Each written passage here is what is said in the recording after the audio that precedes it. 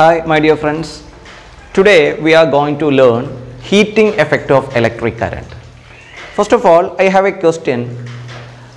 Can you say the names of the devices that provides heat? The heating devices which used in our homes. Yeah, of course, we have so many heating devices. For example, iron box, heater, etc. are the heating devices we are used in our home. Okay, can you guess what is the working principle behind it? Yeah, of course, heating effect of electric current is the working principle behind it. Now we are going to discuss how a heating device works and what are the main things occur in the case of a heating devices. A heating device contains a conductor inside it called heating coil. The electric current flows through that heating coil when some potential difference applied to the ends of the heating coil. When potential difference applied across the ends of heating coil of a device, electron starts to moving towards the positive terminal and the current is said to be set up in the heating coil. During this journey of electrons, it collides with other electron or atoms or ions presented in that heating coil.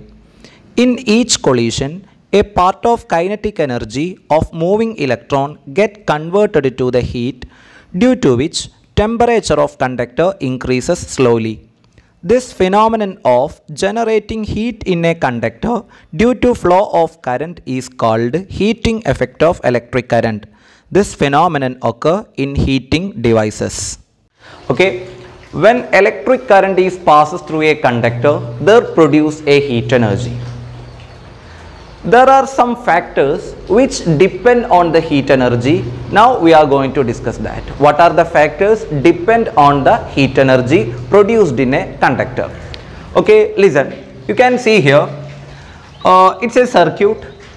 A resistor is connected here. That means a conductor is connected here. And we have a battery to provide the potential difference. Due to that potential difference, the electric current will flow through the circuit.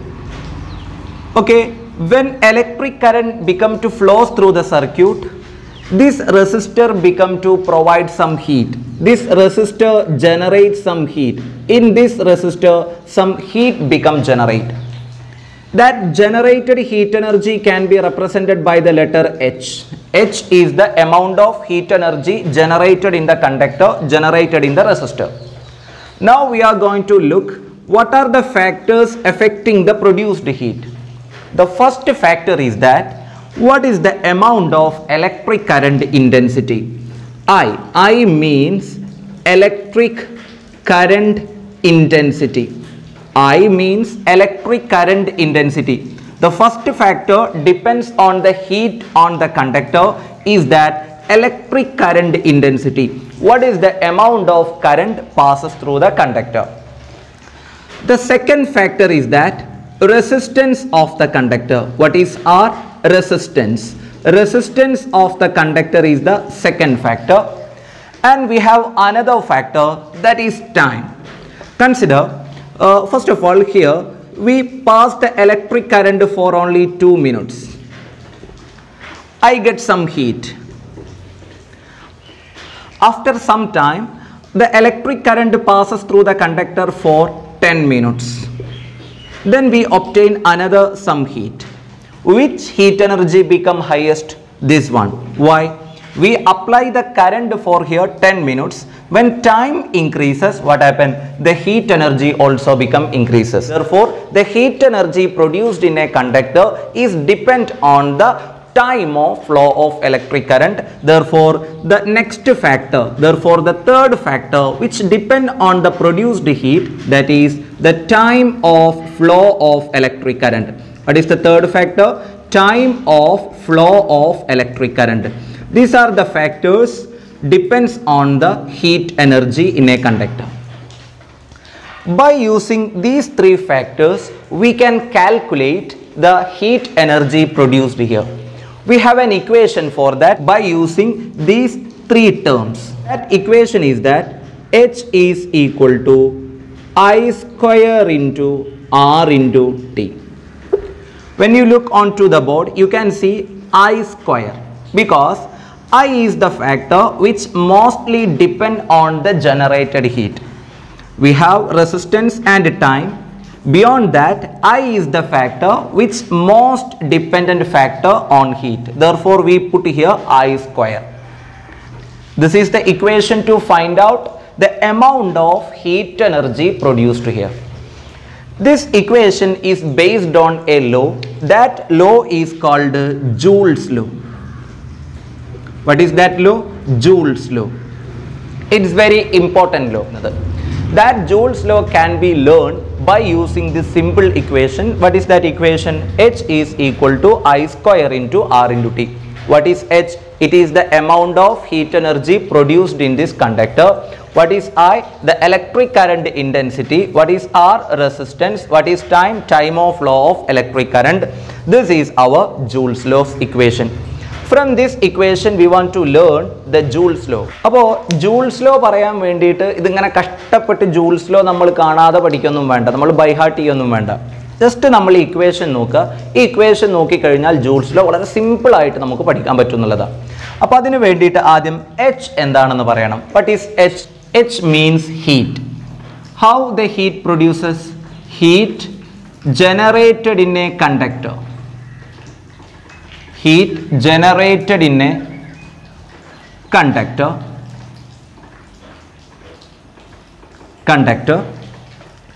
Here you can see that an equal sign, or it can be say the heat is proportional to, that means when time increases heat energy increases, when resistance increases heat energy increases, when the current flows through the conductor increases the heat energy also become increased. Therefore the heat energy proportional to I, R and T.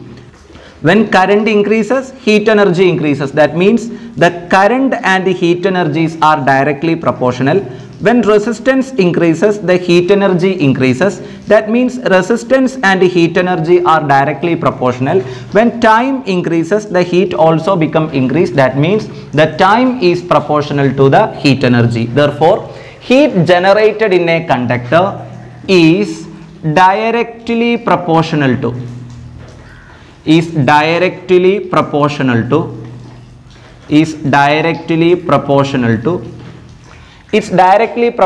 to which are the factors here? First one, the current. First of all, you want to listen. The current, resistance and time, these three terms are multiplied by each other. When these three terms are multiplied by each other, we can say it is the product of. When we divide the terms, we can say it is the ratio between. When we add the terms, we can say it is the sum of. When we subtract the terms, we can say it is difference of. Here three terms are multiplied by each other. Therefore, we can say product of. The heat generated in a conductor is directly proportional to the product of. The product of. Product means these three terms are multiplied by each other. Product of. Okay, product of. What is the first term? Electric current. Only current is here? No. Square of electric current proportional to the product of square of electric current. Square of electric current. Square of electric current. Okay, what is the second one? Resistance. Okay, square of electric current and resistance of conductor. Resistance of conductor. What is the third factor? Time of flow of electric current. Time of flow of electric current. Time of flow of electric current. This is our Joule's law. This Joule's law is very simple. This definition is very simple when you have this equation. H is equal to I square RT. First one H. Where is it? Heat generated in a current carrying conductor. Heat generated in a conductor is directly proportional to the product of. What is the first term? Square of electric current. Square of electric current. What is the next term? Resistance of conductor. Resistance of conductor. What is the next term? The time of flow of electric current. Time of flow of electric current. When you have this equation, you can simply state or you can simply define what is Joule's law. This is our Joule's law. The heat generated in a conductor is directly proportional to the product of square of electric current, resistance of conductor and the time of flow of electric current. Okay, this is all about our Joule's law. Then you want to listen. We studied here, when electric current is passes through a conductor, it produces some heat energy. That heat energy depends on three factors. Which are the three factors? The amount of electric current intensity, resistance of the conductor and the time of flow of electric current. Then based on these three terms, we have an equation to find the amount of generated heat energy. That equation is that H is equal to I square RT. This equation is the equation of Joule's law. This equation is the equation of Joule's law. The Joule's law can be easily stated or easily defined by using this equation. What is Joule's law? Heat generated in a conductor is directly proportional to the product of square of electric current, resistance of conductor and the time of flow of electric current. This is all about our Joule's law.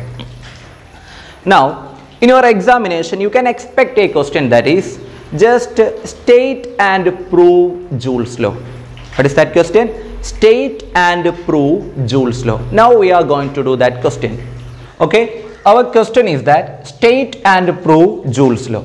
The statement is very simple. The statement is here, heat generated in a conductor. Okay, this is our statement. When you state a law, you want to put its equation. What is its equation? H is equal to I square into R into T. The next one is that we want to prove it. We want to prove the Joule's law. That means we want to derive the equation H equal to I square RT. H equal to I square RT എന്ന് പറയുന്ന ഈ equation നമ്മൾ ഉണ്ടാക്കിയെടുക്കണം. അതാണ് prove എന്നുള്ളതുകൊണ്ട് mean ചെയ്യുന്നത്. We want to make this equation or we want to derive this equation. Okay, for this, consider this circuit. Here we have a conductor. This cylindrical shaped one thing is our conductor. We have a conductor. This conductor contains so many free electrons. Inside the conductor contains so many free electrons. When a potential difference or a battery is connected here, a potential difference is applied here, this electron become to move. Electron become to move. That means a work done occur in electron. A work done occur in electron. A work is occur in electrons. When electron move, that means a work is done on electrons. That work can be represented by W. Electrons means those are charges. The charge can be represented by the letter Q. Electron moves through the conductor, that means charges moves through the conductor. Electron means negative charged particle. Electron charges. Electron means negative charged particle. When electron moves through the conductor, a work done occur on that electrons, that represented by the W. By this work done and the charge, we have an equation for the potential difference, that is V is equal to W by Q. This is our first equation. V is equal to W by Q. V is the potential difference across the conductor. When we apply a battery here, due to that a potential difference here, that potential difference can be found by using the equation V is equal to W by Q. W is the work done, Q is the charge. Here this W is equal to V into Q. How it will obtain? W is here, this Q is taken into this side, therefore it will become W equal to VQ. Okay, we know that the equation for current, therefore we have an equation, that is equation for current. I is equal to Q by T. This is the equation for current. From here we can say Q is here, the T is taken into the side, we obtain Q is equal to I into T. This equation can be represented as 2, this equation can be represented as 2, this equation can be represented as 3. put equation 3 in second one. This is our equation 3. This is the equation for Q. This equation put in the second one. Therefore, we obtain W is equal to, first of all, we have V here. Potential difference is here, V. We know that Q is equal to IT. Instead of Q, we can give IT. Therefore, we will obtain W is equal to VIT. Listen, W is the work done on the electrons. That means electrons are flowing to here. Electrons are flowing through the conductor. A work is done on the electron. Due to that work done, electric energy flows through the conductor. The work done that become electric energy. The work done that become electric energy through the conductor. The work done on the electron become electric energy through the conductor. That electric energy is converted into heat energies here. That electric energy is converted into heat energy here. Therefore, we can say the heat energy produced in the conductor is equal to the work done. Therefore, we can replace the work done by heat. Therefore, we obtain H is equal to V into I into T. This is one of the equation to find out the heat energy. Okay, here we need to prove H is equal to I square RT. That is our question.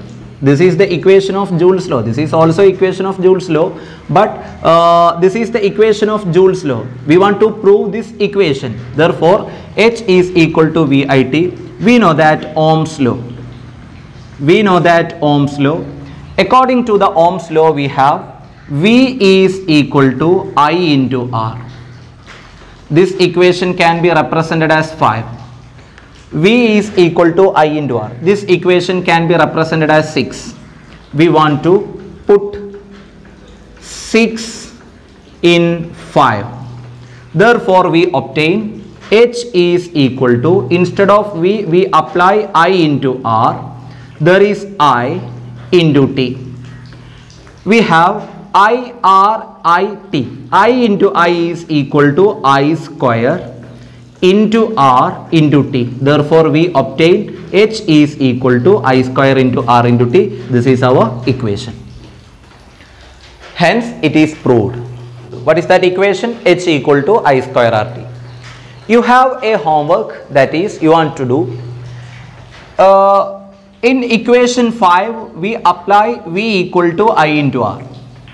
V equal to I into R. You want to do, in H is equal to V into I into T. You want to put an equation for I from Ohm's law. An equation for I from Ohm's law. Then you want to find the final answer. H equal to VIT. When we apply V equal to IR, we get H equal to I square RT, an equation. Instead of that, we want to put, instead of I, we have an equation from Ohm's law, I equal to V by R. We want to put V by R here, then we want to find the final answer. What is that equation for H? Therefore, we have 3 equations for heat energy. The first equation is that H equal to I square into R into T. Second equation is that H is equal to VIT. The third equation you want to do as an homework. How we can do that one? Instead of this I, you want to give V by R. You want to put V by R here. Hence, we will obtain an equation that you want to write here. Okay. Now, I am going to conclude our class. We can meet at the next day.